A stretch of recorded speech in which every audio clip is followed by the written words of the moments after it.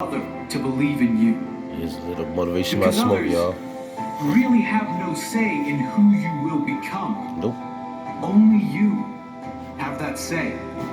Only you can decide if others' opinions become reality or you create your own fate. Self-respect, self-worth, self-love. All starts with self.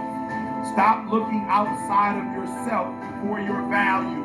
Stop looking outside of yourself for your value. I'm telling you to love yourself. Self-love, self-care, self-respect, self-worth, self. Stop worrying about what everybody else is thinking about you. What are you thinking about you? Stop worrying about what everybody else want to do. What do you want to do? It all starts with self. Stop looking without and start looking within. Look, come on. You want your world to be better. You want the world around you to be better.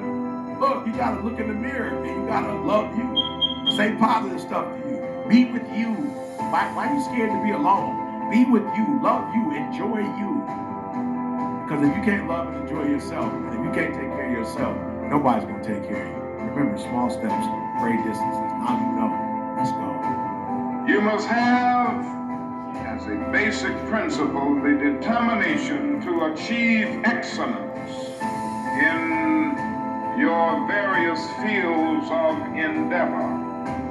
When you discover what you're going to be in life, set out to do it and to do it well. Set out to do it as if God Almighty called you at this particular moment in history to do it.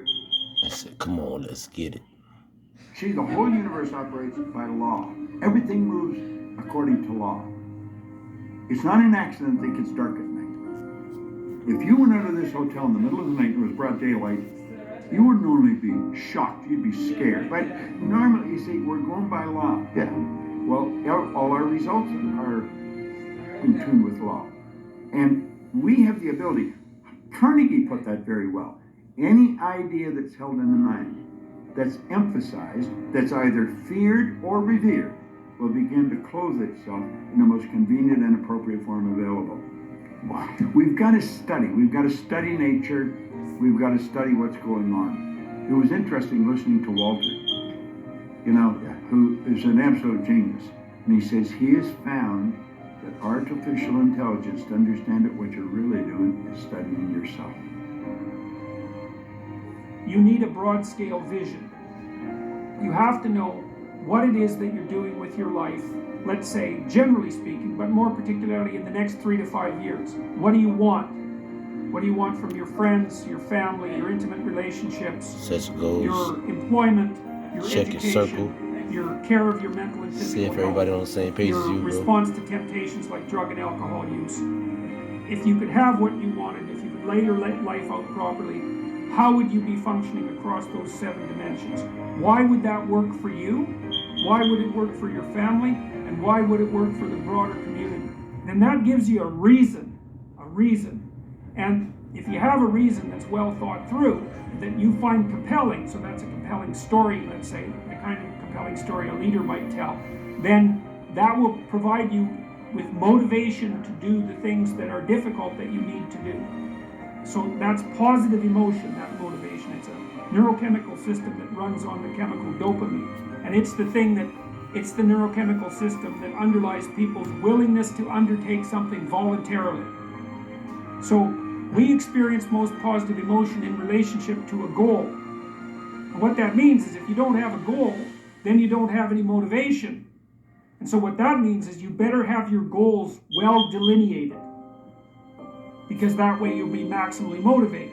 Now, the additional advantage to that is that if you have your goals delineated and they're compelling goals for you, it also makes you less anxious and uncertain and stressed, because your pathway forward into the future is mapped, and that makes it more certain, and uncertainty causes stress and physiological load.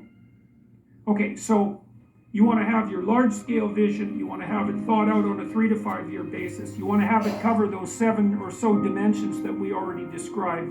You want to see why it's relevant to you and your family and the broader community. You want to break that down into your monthly, weekly, and daily practices, and if they can be routinized, then so much the better.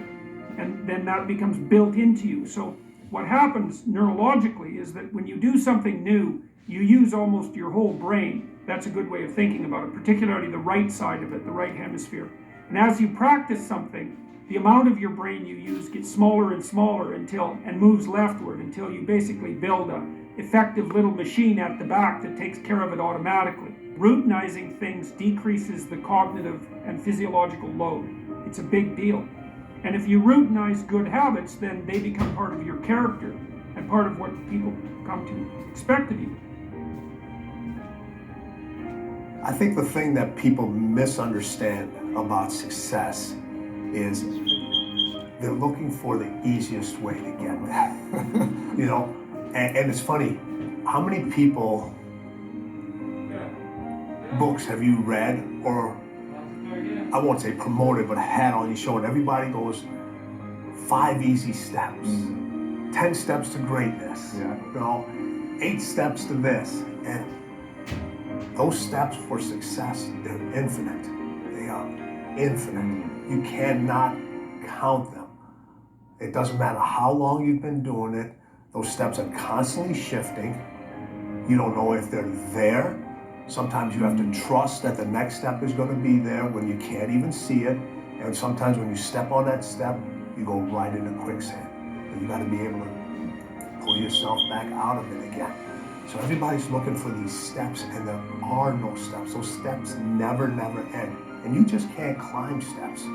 Sometimes you gotta crawl along those steps, and you finally get to the top, and everything shifts at the bottom again. Crazy. Right? What does that mean? Sometimes you're at the top and then you're at the bottom again. Well, you may get to the top, and you're like, I'm here, and then you look back down, and you look up again, you're actually on the first step. You're on the first step again. And where you thought was the top is not even the top, it's the beginning. Wow. It's literally the beginning of where you're supposed to be. And that's when most people just quit. It just drives me crazy because everybody's like, here, look at, people that I do the interview with, I always like to use them as an example because people can relate to that, all right? You've been climbing steps for how long to get to here? I mean, since starting this, it's been over 8 years, but the journey before then, it was, decades to build myself, to prepare myself for this. And now I feel like I'm just getting started. Right, exactly. So you have just, yeah, right, exactly. So all the steps that you climbed just to get started. Yeah. Just to get started. And people don't want to talk about those steps. They don't want to talk about those steps and how difficult those steps are, and how many steps that you stumbled on, and how many steps you didn't even see, and how many steps that people placed in front of you and they pulled away. People that you were very close to, people that you knew, Right.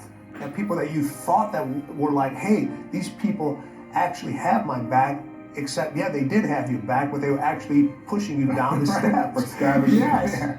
No, and it's funny when you talk about those things, when people talk about it, they seem surprised.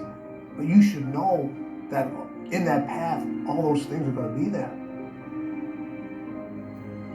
Damn. It's your boy Smoke Dog saying stay motivated, stay hungry, stay positive.